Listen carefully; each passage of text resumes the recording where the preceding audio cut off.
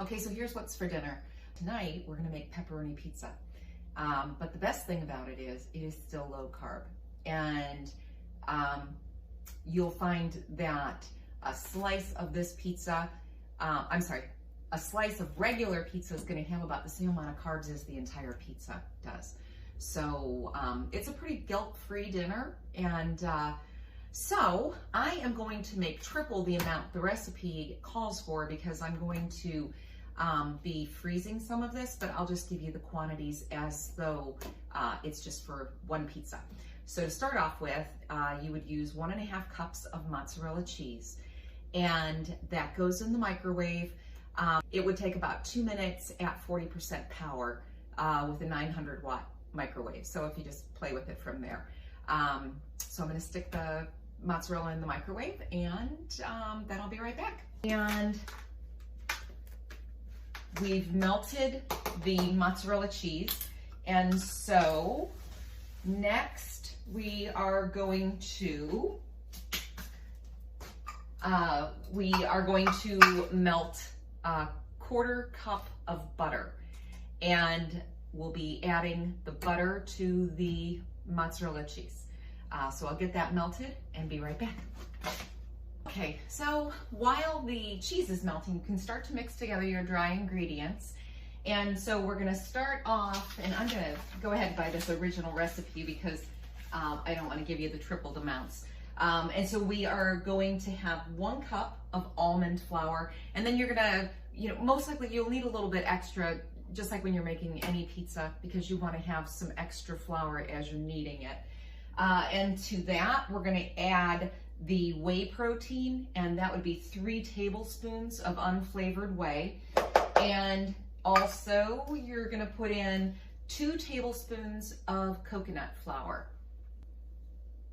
2 teaspoons of baking powder, and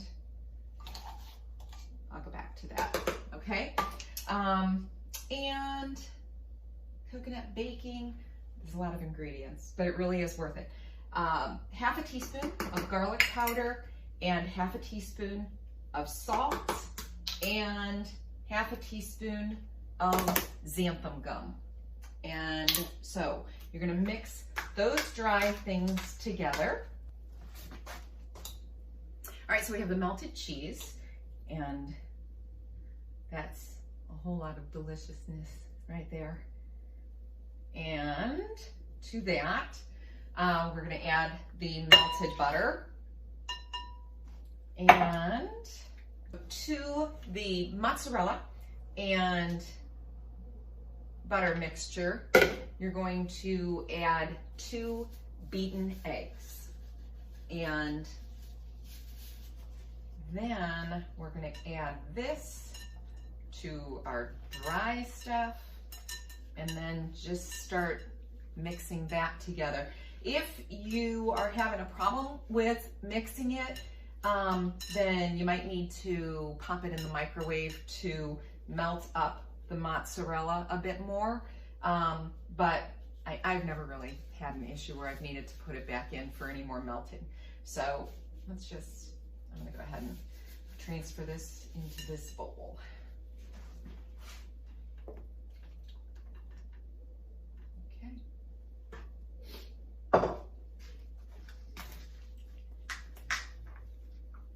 The difference between this dough and a traditional pizza dough, I think, is this stuff smells great.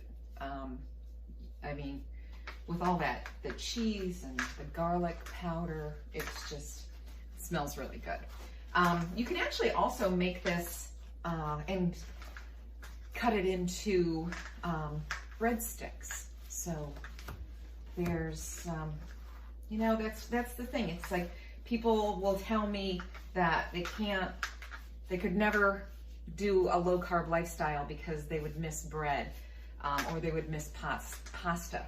And I always tell them that I think that what makes all this stuff so good is the bread and the pasta are just the vehicles for all the stuff that we top things with. So all those pizza toppings that, you know, we probably wouldn't enjoy just eating pizza crust, all that stuff on top. So it's a vehicle. Same thing with all the pastas. So that's why I really like using zoodles or riced cauliflower, and then being able to still enjoy all the stuff that goes along with it. So this is coming together real nice. So anyway, whereas I usually tell you all about the benefits of using a cast iron pan for a number of things that I make, I'm going to say that this recipe originally started out with a cast iron pan to make a deep dish pizza. And I think it just tends to be too much dough. And so now I just spread it out into a baking pan and just, you know, make a regular rectangular pizza. And I think it just works out better that way. So I'm going to, this looks pretty good. So from here, we are gonna just make sure that it's not too sticky before we start putting it into the pan and baking it. So I've got some extra almond flour over here. This feels pretty good. It could probably use a little bit more, but not much. So I'm gonna play with it a little bit, and then we will get a pan. Just push it to the edges of your pan. And as opposed to when you're making a regular pizza dough, and you need to be more exact because it's harder to maybe, you know, cover up holes. This is pretty forgiving in that way. So you can just kind of add pieces as you're going along and just bring it up on the sides a little bit. This is ready to go into the oven. So it's just spread. These are, what would this be? Maybe, is this like an 11 by 17 inch baking pan? I tripled that recipe that I detailed, and it pretty much does 2 of this size. So that gives you an idea. Anyway, it goes into the oven at 400 degrees for 10 to 15 minutes. I usually pull it out about 10, and then we're gonna put the toppings on and put it back in. Oh, and if you are using a cast iron skillet, then the recipe that I gave would make 1 deep dish in that cast iron skillet. Pizza crust is out of the oven, and so now we're going to put the sauce on, and then recipe says 1.5 cups of mozzarella cheese, but I don't measure the cheese. I just put lots of cheese on until it's all covered. So that's of course a matter of personal choice. And then just top it with whatever you'd like. I'm gonna make pepperoni, and the other one will be onions and mushrooms. Another point, if you are watching carbs, then you know that you have to always look at the label to make sure of how many carbs are in a serving. And pizza sauce can have a whole lot of sugar in it. So you do want to check to find the lowest amount of carbs. And so this one has a total of 6 grams in 1/4 cup. This is, I'm gonna say Dave Fratelli. Is that the way we're pronouncing this? It's really tasty. Italian style pizza sauce. And like I said, this one has 6 grams per 1/4 cup, which is pretty good. So just go ahead and spread that on, and then top it with as much mozzarella and whatever other toppings you want. You're gonna pop this one I'm gonna pop in this size for about 10 more minutes. If you're making the cast iron, the deep dish, then you're probably going to need to bake it another 20 minutes.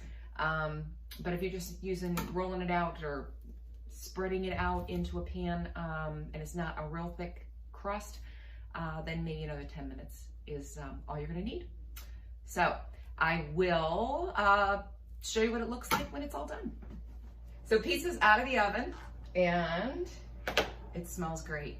So gonna go ahead and get this bad boy cut up, and I hope you try it. If you do, comment below. And also, even if you're not low carbing, give it a try. It's a really flavorful crust. So, time to eat.